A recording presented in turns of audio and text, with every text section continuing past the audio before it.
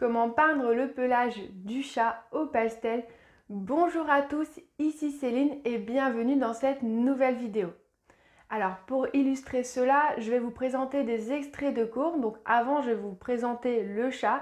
Donc ce beau chat s'appelle Romy, c'est le chat de Christelle, une de mes élèves, qui m'a demandé de le peindre en cours. Donc c'est avec plaisir que je l'ai réalisé. Alors voici ce beau chat.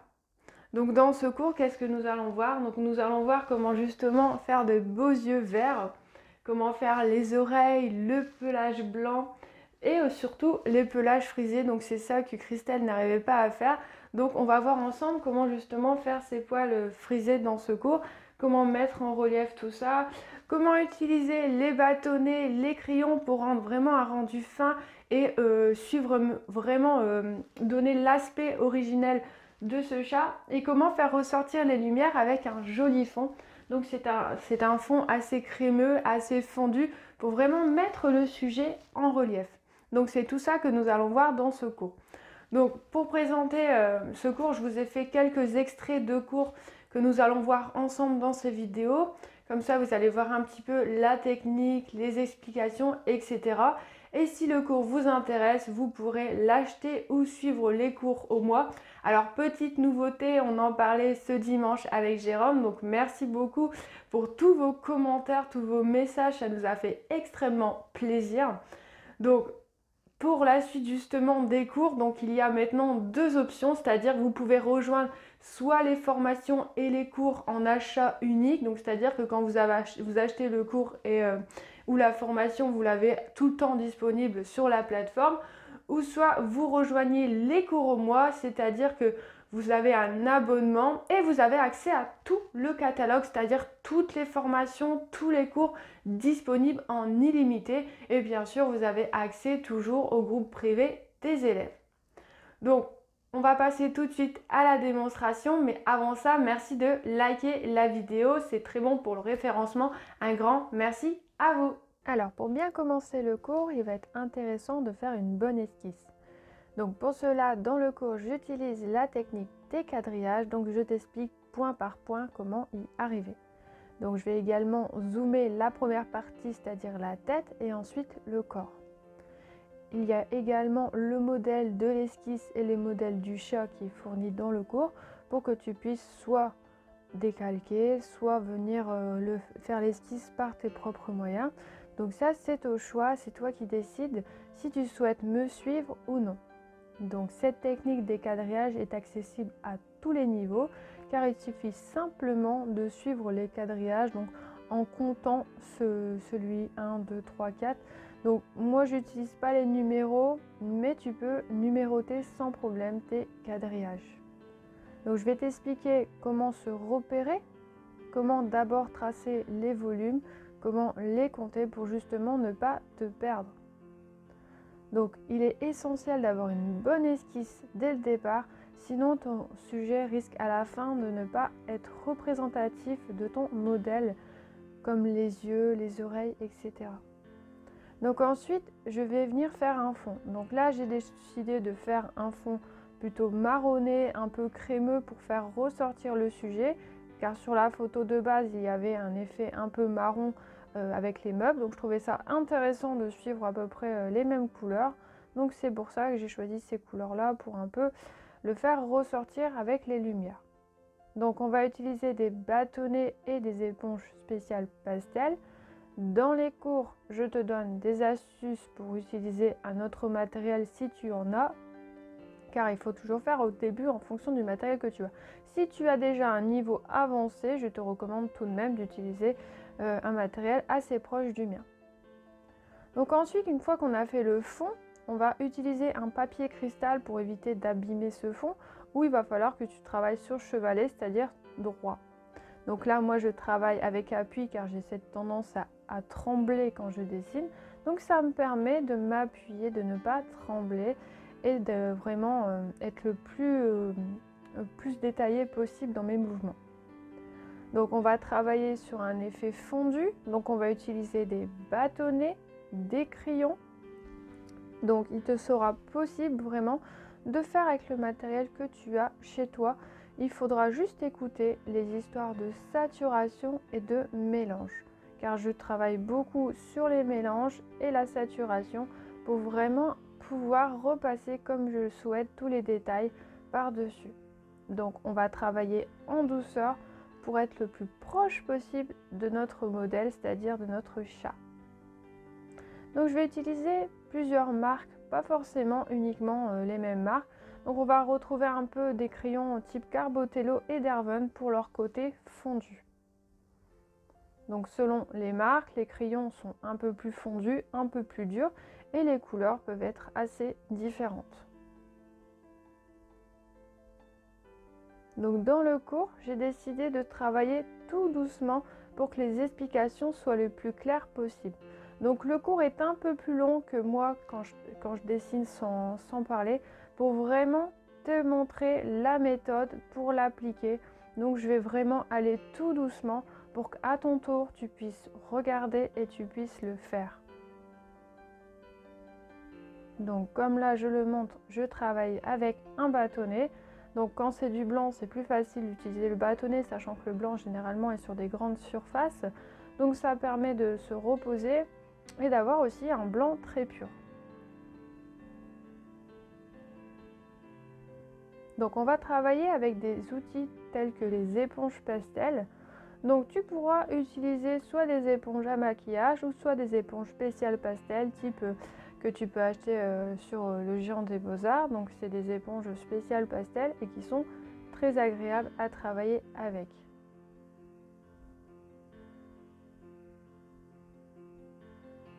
Donc les points essentiels, comme je disais, ça va être la saturation. Donc je vais t'apprendre dans ce cours à ne pas saturer ton papier pour pouvoir vraiment redétailler par-dessus et faire vraiment tous ces effets de douceur et de lumière dans notre modèle.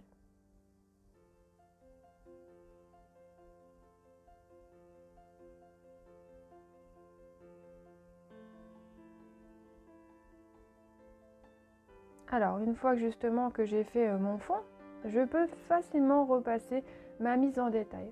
Alors attention, il va y avoir des explications précises car travailler le blanc, c'est pas juste du blanc et du gris.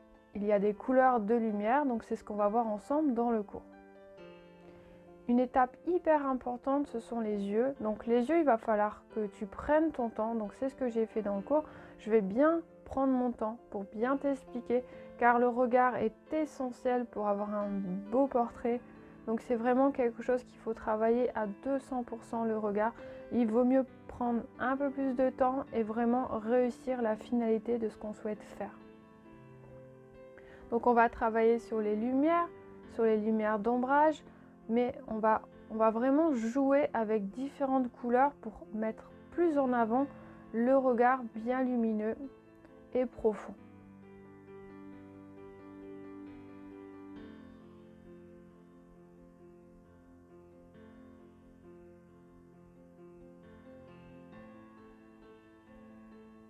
Donc la caméra me permet de zoomer vraiment pour que tu vois un maximum la technique de comment faire. Donc les films, les cours sont filmés en 4K haute définition pour vraiment que tu puisses avoir le meilleur visuel possible. Donc là, je prends mon bâtonnet et comme tu le vois, tout doucement, je viens le poser. Donc je vais tout doucement pour que je t'explique en même temps et pour que tu comprennes bien la technique.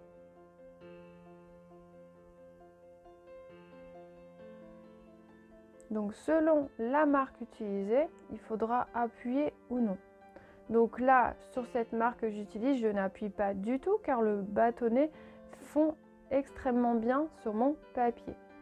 Donc on va travailler également avec un papier spécifique que je te recommande si tu veux avoir un beau rendu final.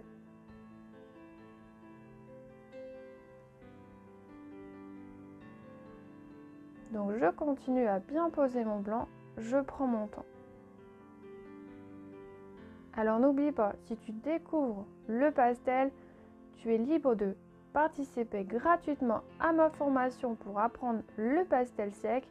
Donc il y a 2 guides à télécharger ainsi que 2 cours. Donc si tu souhaites en savoir plus, le lien est juste en dessous de la vidéo.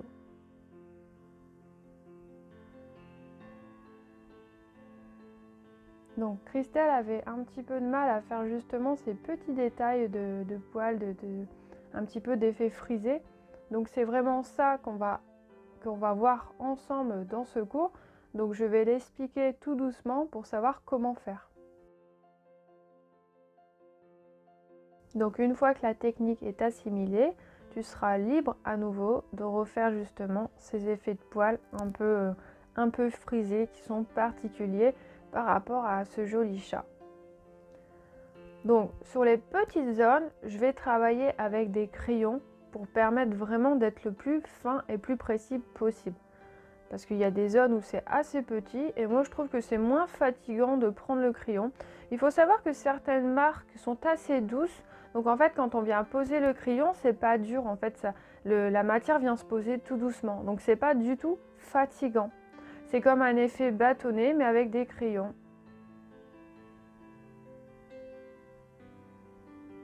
Donc on va travailler tout ce qui est petits détails de poils mais également le volume et la lumière. Parce que ce qui est le plus difficile quand on fait le pastel justement, c'est de trouver comment mettre les lumières, comment mettre le volume, parce qu'il y a plusieurs étapes de couleurs à poser avant d'avoir la dernière couleur. Donc c'est pas forcément du blanc ou du crème qu'on va mettre en dernier, il faut vraiment respecter un certain sens de couleur avant d'avoir la couleur définitive. Donc on va travailler aussi sur les ombres. Donc les ombres, c'est pas forcément du gris, du bleu, il y a d'autres couleurs, d'autres teintes. Donc c'est vraiment ça qui est intéressant à travailler. Surtout que là, j'ai beaucoup de chance, Christelle m'a fourni une photo qui est vraiment très très belle et qui me permet vraiment d'intensifier les lumières et de bien les voir, de savoir justement où elles se posent. Alors il faudra aller tout doucement au niveau des détails pour ne pas salir le fond. Alors si jamais tu viens à salir ton fond, c'est pas du tout un problème. Il faudra juste estomper légèrement avec un doigt propre et venir mettre un petit peu de pigment par-dessus. Donc là, je viens faire les derniers détails. Donc j'ai dézoomé pour qu'on voit correctement le modèle. Donc c'est plutôt intéressant de le voir une fois dézoomé. Donc ça nous permet vraiment de voir si dans l'ensemble le portrait est bien respecté. Donc je te propose de regarder la photo de droite et regarder le portrait. Donc tu verras justement que dans l'ensemble, le portrait est assez proche de la photo du modèle. Alors sur les derniers détails finaux, on va voir de temps en temps ma tête, c'est normal. Pour les derniers détails, j'aime bien me lever pour justement avoir une meilleure vision.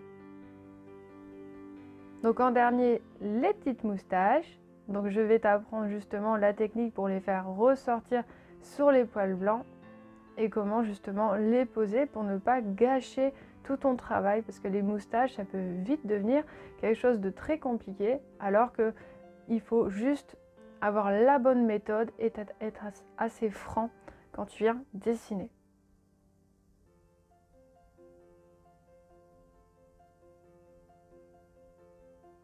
Et je souffle une dernière fois pour éviter que les pigments salissent la feuille.